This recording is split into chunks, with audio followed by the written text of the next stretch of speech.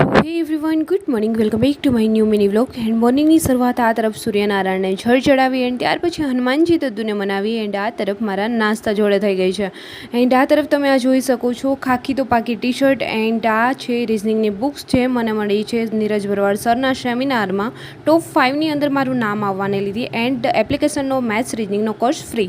સો finally અત્યારે વાગી ગયા છે 10. મેં બી આવી ગઈ છું સ્ટડી ટેબલ પર એન્ડ સૌથી પહેલાં મારું રીડિંગ કરી દે સ્ટાર્ટ એન્ડ મેં જીસીઆરટી જે બુક્સ રીડ કરી રહી હતી એ ફાઇનલી ઇતિહાસ ફિનિશ.